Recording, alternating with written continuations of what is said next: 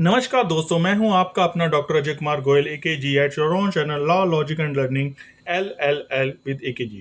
अभी हमने जूरिस्प्रूडेंस के बारे में पढ़ा, कानून के बारे में पढ़ा।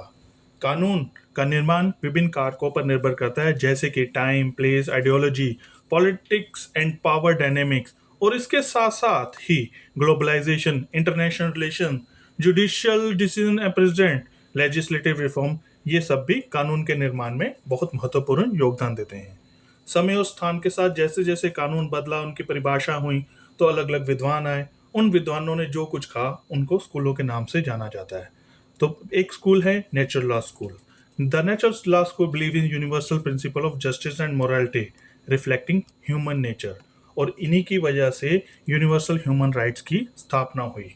They believe about the dignity and worth of every individual, right of life and liberty and security, freedom from torture, cruelty and oppression.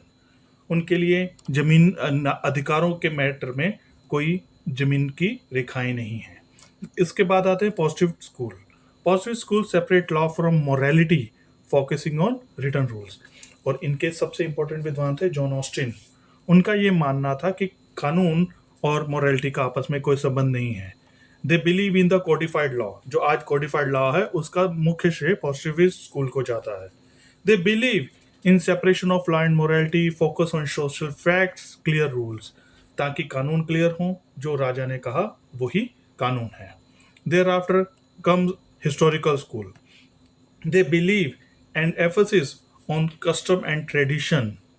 यही कारण है कि आज जो हमारे इंग्लैंड के कानून को देखें तो वहाँ कॉमन लॉ है, जो कि कस्टम और ट्रेडिशन पे विश्वास रखता है, जुडिशियल डिसीजन प्रेसिडेंट पे विश्वास रखता है, और उनका ये मानना है कि कानून का विकास धीरे धीरे हुआ है और समय के साथ साथ जरूरतों के अनुसार हुआ है। Thereafter sociological school. Sociological school examines law impact on society and vice versa, focusing on social relationship and institutions, और इसमें मुख्य विद्वान कौन थे? Emile Durkheim and Roscoe Pound. और रॉस्को पॉन्ड, इन सब का यही मानना था कि law include as a social instrument for change. Law focus on social context and relationship, it emphasis on promoting social welfare, justice and equality. तो जो आज की डेट में पब्लिक इंटरेस्ट लॉज हैं या सोशल लेजिस्लेशन है, ये एक सोशियोलॉजिकल स्कूल की देन कहे जा सकते हैं, या फिर हम ये कह सकते हैं law as a tool of social engineering. अगला है realistic school. The realistic school views law as what जजेस and official do in practice.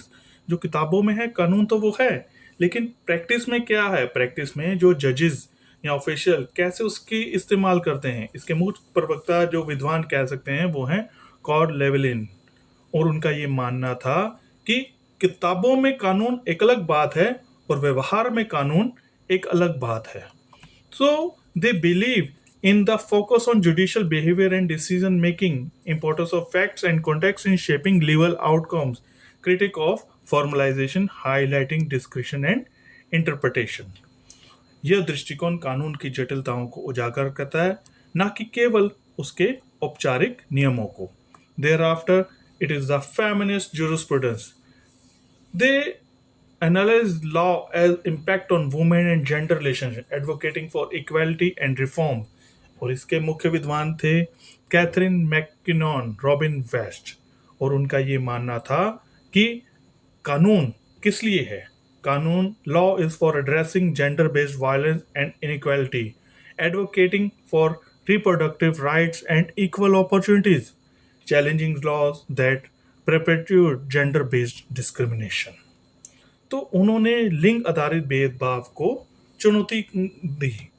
This approach promotes gender justice, influences legal reforms efforts and shaping laws and policies related to gender equality.